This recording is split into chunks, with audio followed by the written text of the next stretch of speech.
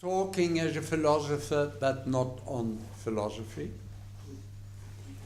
I have just one thesis and an observation leading to it. And I'm not able in the short time which is foreseen to refer to all the different aspects which have come up yet this morning. So I'll start somehow anew.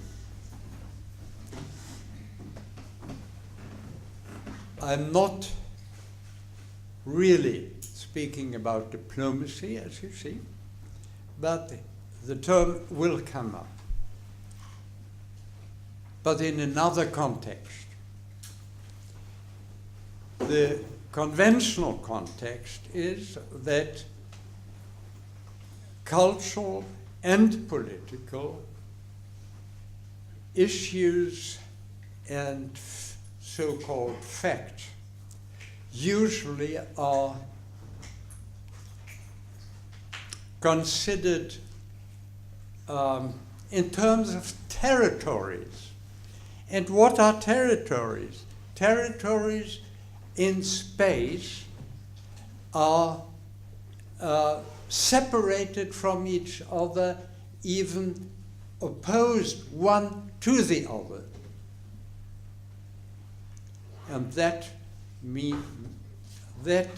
leads toward a clash of civilization.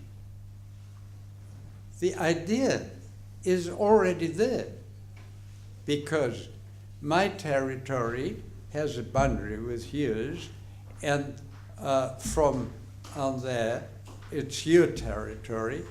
So where is overlapping? Where are the influences? That's why the Bulgarian historian Maria Todorova,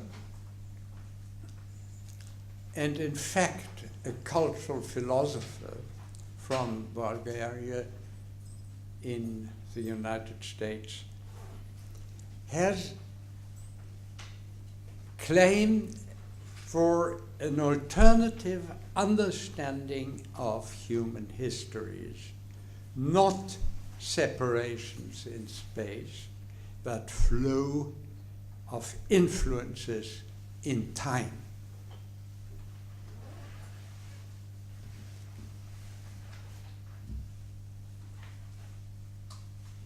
After the World War II, after the invention and the use of the atomic bomb, Russell and Einstein claimed in a manifesto to think in a new way. What they meant was, we can no longer consider war as a means of politics. And we have learned in the meantime that to think in a new way does not only refer to the realm of atomic nuclear warfare, but to absolutely all levels of policies around the world. With two friends, we have published, under the title To Think in a New Way, a manifesto some 10 years ago, the so-called Potsdam Manifesto, in which we claimed also to abandon a war which never was declared, but always fostered, the war of our civilizations against nature. In the context of these changes, or claims for changes, I would like to refer to foreign cultural policy in another way. I start with a statement which Boutros Ghali, as United Nations General Secretary, gave us here in Berlin a couple of years ago in the context of the Humboldt Forum, which I'm coming back to in a couple of minutes, claiming for a policy for peace and democracy as what really should be considered culture. And his statement was repeated until his recent death with all decision he could, you can think of. He claimed that the institutions of the states and the international institutions are not able to cope with the questions of this world. They may play, and they should play, a certain role, but we cannot count on these institutions in order to come to what we might call solutions, at least approaches which might cope with the problems of this world. It must be the civil society and its NGOs. So there we are on a completely different level of human relationships. And it is no longer that we accept that diplomacy or that states through diplomacy use culture as a tool, but that they might be given tasks in the service of these international relations, which must come together on another level, on the level of NGOs, for instance. And we have this level, which is the one of, let's say, for instance, the activists for the global climate conferences, the treaty states of the Treaty of Rio, or I'll give you a few other examples. But at the same time, we need to find to foster, to give privileges to all those relationships in this world. The ambassador of Maurice has referred to it, you have referred to it, where people are able to really consider the other and learn something about ourselves. Because it is by the other that we become aware of what we are. Our fantastic Eurocentrism is so brilliant that we even do not know what it means. We are unable to realize where we think, where we act Eurocentristic, because we don't have the other perspective yet. And this, in addition to a number of levels which are quite unclear. We run around the world and preach the free market and even capitalism and democracy, but all these projects are very, very precious,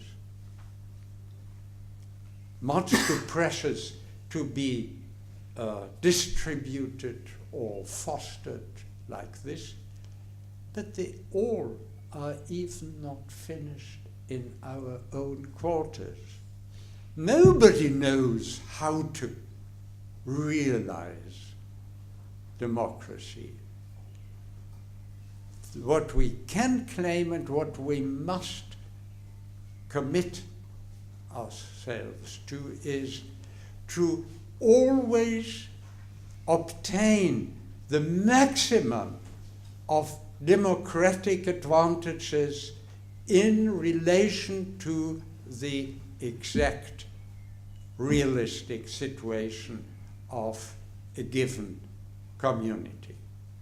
That is what we need. We must learn that all these instruments never will be perfect, but the perfect attitude is to never cess, never let opportunities to become more democratic slip out. That is perfect. And perfect is to ask oneself always, where are we? Did we advance? Did we not advance, or did we fall back? And the same is true for the market. There has been, believe me, I'm also an economist, and the market is a fantastic concept, never realized as such, always as a goal, as a convergence. And we now see this divergences in our capitalist societies make a real market and all the advantages it bears ever more difficult. So I was not astonished that some almost 20 years ago there came a criticism of our societies which claim to be democratic and practicing the free market, etc., came from South Asia. South Asia, specifically from the Institute for the Developing Countries from New Delhi. And they said, look at what happens in this world. There is ever more of, or let's say the other way around, ever less to be seen of the citizen, and he is replaced by the consumer.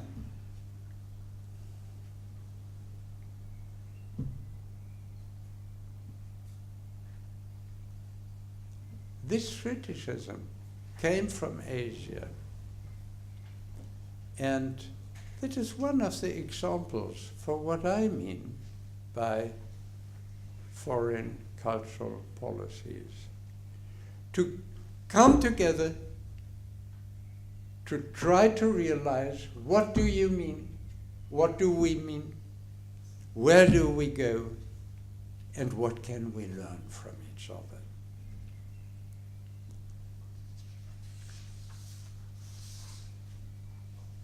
I think we can't do better today than just evoke a certain number of examples. And you'll see that every example is quite different in method and field from all the others. There is a project in Europe originating in Berlin, Europa eine Seele geben, to give a soul to Europe. It was originally a sentence pronounced by Delors, and they didn't correct him, I should say, because it's not the question whether we give a soul to Europe. We must try to permit the soul of Europe to live. That is different. But what they are doing is in this line, encouraging in all of our European countries approaches to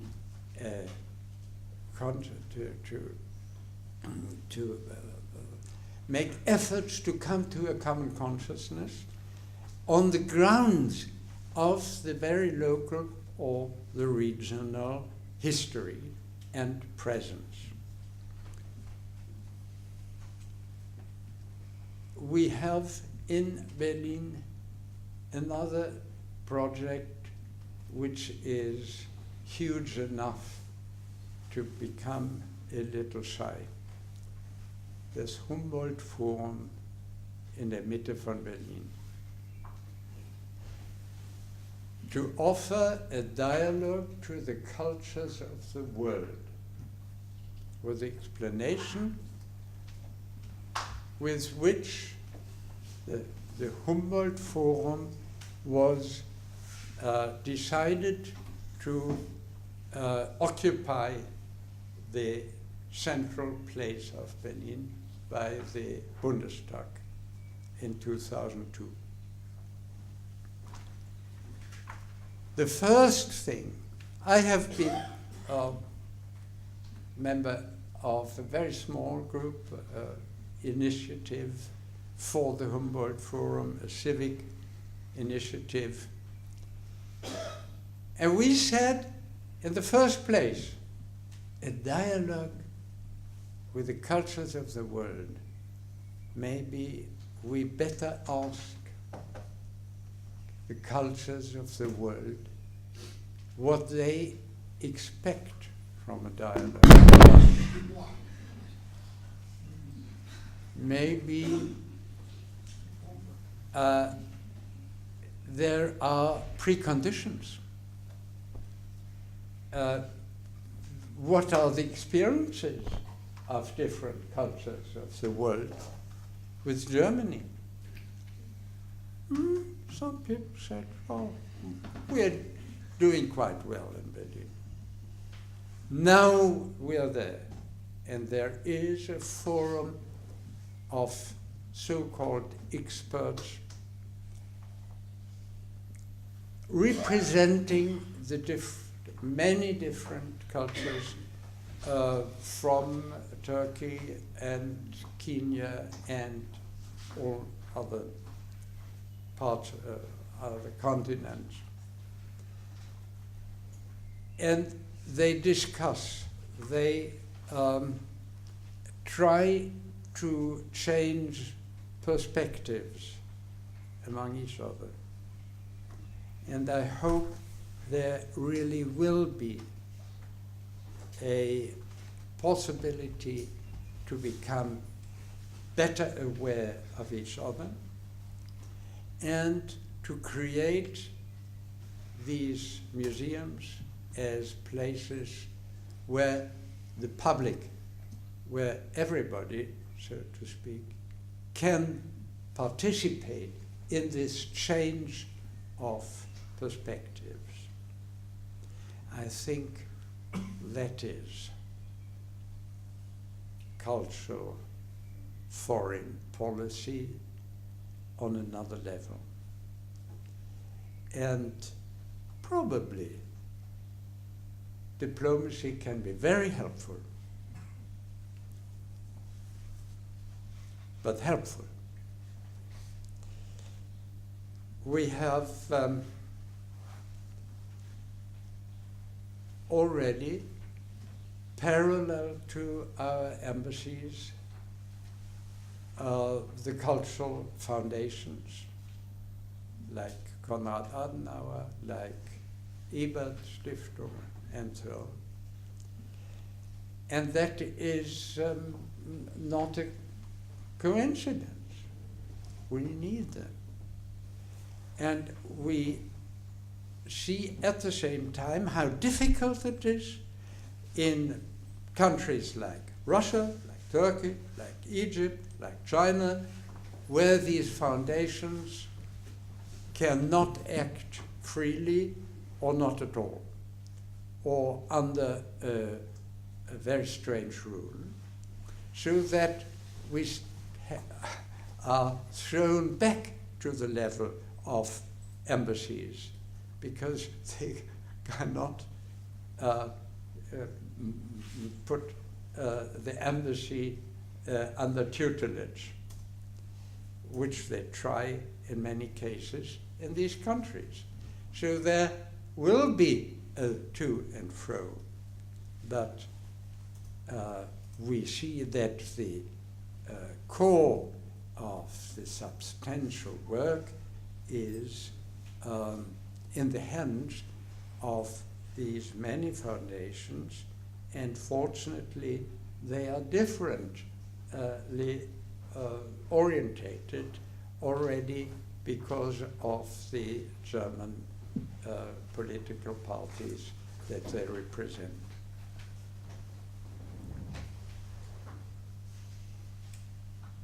I give you another example. In the Jasper's lectures on matters of our time that I was able to create with the Land Niedersachsen,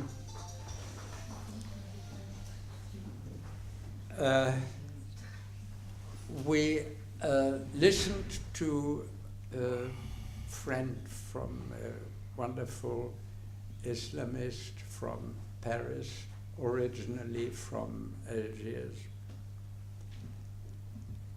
who gave us, my quest had been, couldn't we try to know more in 1999, 95, more about Islam? Can't we try to push away the screens of fundamentalism and modernism? And then these Islamists said, no, that is not that easy. We also have a history which has been covering the real sources. And Mohammed Akhkoun explained to us that the history of the Islam in around 1200, let's say, so, had been what he called an étatisation. The religion became state-like and became dependent on the state in the same time as the state became dependent on the religion. So everything became very complicated. And we only need to come back behind. And then he said, But the interesting thing is, you know, that parallel to that, at the same time, in Christianity, exactly the same things happened. And then we created a group, Lebensraum Mittelmeer, for the UNESCO, in order to consider what happened and what can be evolved. I can go on for hours with examples like that, and they all are different, and that is what means a complex system, and that's why you need maybe sometimes a philosopher to have a look, not giving the guidelines. Thank you.